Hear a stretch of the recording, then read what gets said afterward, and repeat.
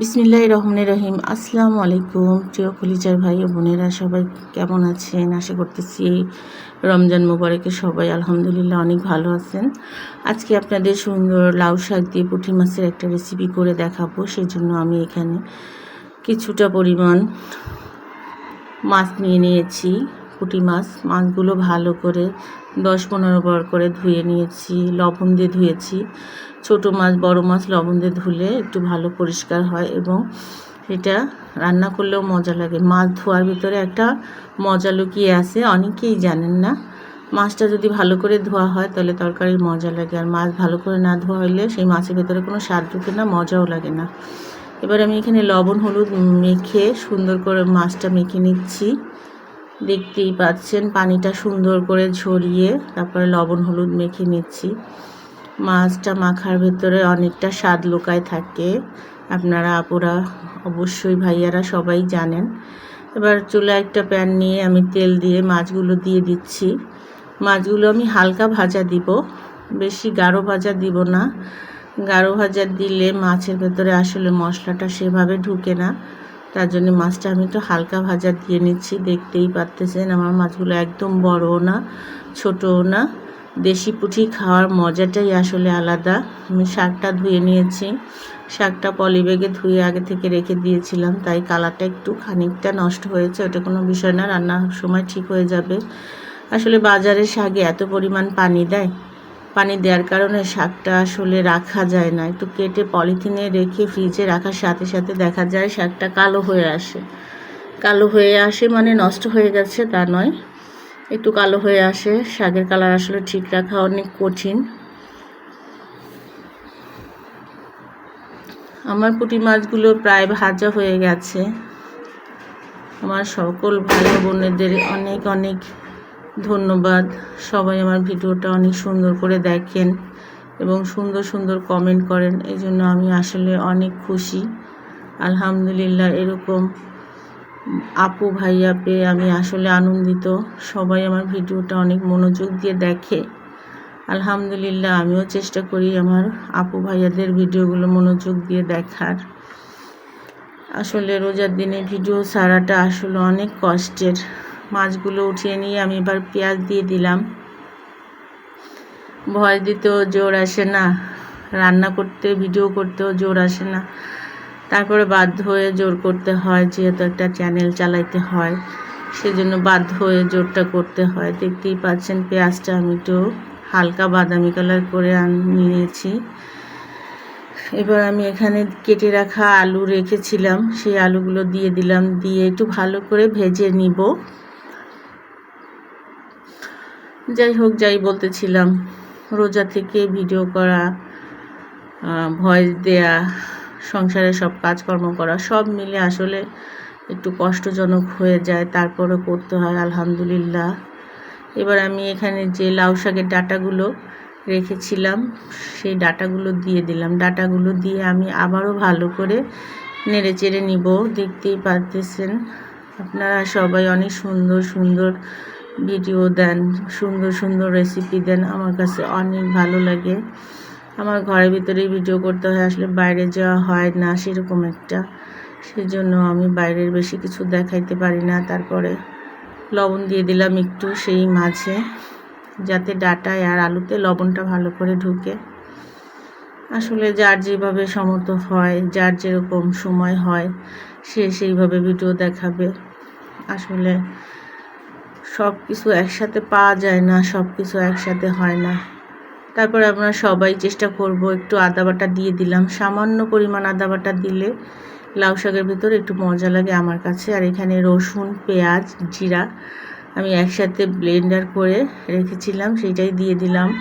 আলাদা আলাদা দেখাইতে আসলে কষ্ট লাগতেছে, আপনারা সবাই রান্না করতে পারেন, একটু কষ্ট করে সবাই বুঝে নেবেন। আপুরা ভাইয়ারা, খালা খালু সবাইকেই বলতেছি, খালি আপুরা ভাইয়ারা না, আমার ভিডিও যারা যারা দেখেন সবাইকেই বলতেছি, সবাই আমাদের জন্য দোয়া করবেন। আমরা সবাই মুসলিম, সুন্দরভাবে যেন রোজাটা পালন করতে পারি। মাহে রমজান আল্লাহ বছরে একবার দেন, তাই একটু হলুদ দিয়ে দিলাম। এবার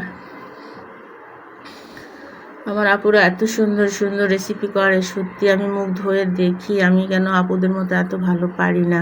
চেষ্টা করি করতে, তা আসলে অতটা ভালো পারি না, মোটামুটি পারি। আল্লাহ তাআলা যেটুক শিখার তৌফিক দান করেছেন সেটুকু আসলে পারি। দেখতেই পারতেছেন আমি এই মশলার ভিতরে একটু হালকা মশলাতে আমি আসলে লাউ শাকটা রান্না করেছি। রোজা থেকে আসলে বেশি গাঢ় মশলা, ভাজা পোড়া আসলে এগুলো অ্যাভয়েড করা উচিত, কিন্তু ভিডিওর জন্য আমাদের করতে হয়। কিন্তু ভিডিও করলেও আপুরা ভাইয়ারা সবাই চেষ্টা করবেন ভাজা পোড়া কম খেতে। ভাজা পোড়া কম খেলে ইনশাল্লাহ আপনারা রোজা থাকতে কষ্ট একটু কম হবে। ভাজা পোড়াতে আসলে পেট ফেঁপে থাকে, শরীর খারাপ লাগে, শরীরের মধ্যে শরীরটা শুকায় আসে, স্পাইসি ভাবটা শরীরে থাকে না। সেই জন্য অবশ্যই রোজার মধ্যে আপনারা চেষ্টা করবেন একটা সবজি, একটা শাক, এই ধরনের খাবার টাবার রাখতে। মুখে ভালো লাগলে ভালো না, মানুষের আছে মুখে ভালো লাগে সেটাই খেতে থাকে, আসলে এটা করা উচিত না। পেটে যাতে ভালো লাগে, শরীরে যাতে ভালো লাগে সেই খাবারটা খাওয়া উচিত রোজার ভেতরে। আছে যারা ছোটো মোটো, যারা রোজা থাকে না, ছোট বাচ্চা, তারা ভাজা পোড়া খাক, তাতে সমস্যা নেই।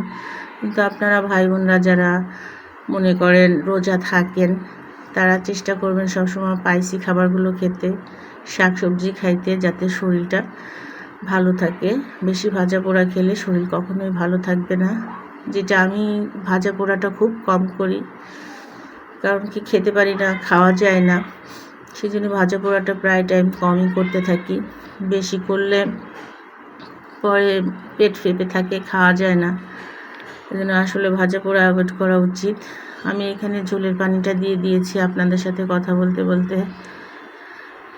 ঠিক আছে, দেখতেই পাচ্ছেন পেঁয়াজ একটু পুড়ে গেছিলো। এবার আমি শাকগুলো দিয়ে দিলাম। আমার আলুটা ডাঁটাটা সিদ্ধ হয়ে গেছে। এবার আমি এই অবস্থায় শাকটা দিয়ে দিলাম। শাকটা দেওয়ার পরে ভালো করে নেড়ে চেড়ে ঢেকে দিচ্ছি। আমি তো মাছটা আগে থেকেই তুলে রেখেছিলাম। এবার দিয়ে দিলাম কিছু কাঁচামরিচ। আমি কাঁচামরিচটা বেশি খাই, কারণ কাঁচামরিচ, শাকে একটু কাঁচামরিচ দিলে একটু বেশি মজা লাগে, তাই আমি শাকের কাঁচামরিচের পরিমাণটা অনেক বেশি দিয়েছি। আমি এখানে একদমই শুকনো মরিচ ইউজ করিনি। শুকনো মরিচে রোজা থেকে খেলে পেটের ভেতরে জ্বালা পোড়া করে, বুকে জ্বালা পোড়া করে, সেজন্য আমি শুকনো মরিচের পরিমাণটা একদমই দিইনি। কিন্তু মাঝে মাঝে দিতে হয়, না দিয়ে উপায় নাই, দেয়া লাগে। আবার একটু ঢাকা দিয়ে দিলাম।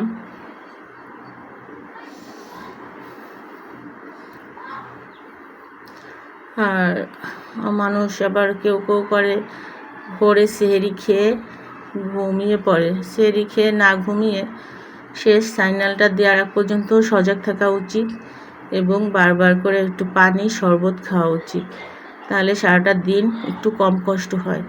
অনেক আপুরা ভাইয়েরা আছে সেহরি খেয়ে শুয়ে পড়ে, কিন্তু দেখবেন ঘুম থেকে ওঠার পরে গলাটা শুকিয়ে আসে। তাই উচিত আজানের আগ পর্যন্ত সজাগ থাকা, সেহরি শেষ ঘন্টার আগ পর্যন্ত পানিটা খাওয়া। পানি খেয়ে তারপরে শুতে হবে। এখানে আমি একটু কাঁচা জিরার গুঁড়া দিয়ে দিলাম 1 চামচ পরিমাণ, তাহলে দেখবেন সারাটা দিন আপনার কষ্ট কম লাগবে। কিন্তু সাথে সাথে শুয়ে না পড়ে সজাগ থেকে শেষ সেহরির সাইনালটা যখন বাজায় তখন আপনার পানিটা খেয়ে তারপরে নামাজ পড়তে বসে যাওয়া উচিত। তারপরে পারলে আপনি একটু ঘুমাবেন, তাইলে আপনার শরীরটা ফ্রেশ থাকবে। যদি আমার কথাগুলো আপনাদের ভালো লেগেছে কিনা জানি না, কিন্তু সবাই আমার ভাই বোন, তো সবার মুসলমান ভাই বোন, মুসলমান ছাড়াছাড়ি নেই, তাই সবাইকে আমি কথাটা বললাম। আমার যেরকম আমি করি আপনারা সেরকম করবেন, দেখবেন ভালো লাগবে, শরীরটা ভালো লাগবে। আর শরীর ভালো থাকলে সারাদিনের রোজাটা সুন্দরভাবে যাবে। আর অবশ্যই আমরা বলি না, ভিডিওটা দেখেছেন কিন্তু অনেকে লাইক দিতে ভুলে যান, সেরকম আপনাদেরও একটা কথা বলি, না রোজায় আছেন কিন্তু নামাজ পড়েন না, নামাজ পড়তে ভুলে যান। নামাজটা অবশ্যই সবাই আদায় করবেন। আল্লাহর মাগফিরাতের মাস এটা। আর সবাই ভালো থাকবেন। আজ এই পর্যন্ত, আল্লাহ হাফেজ।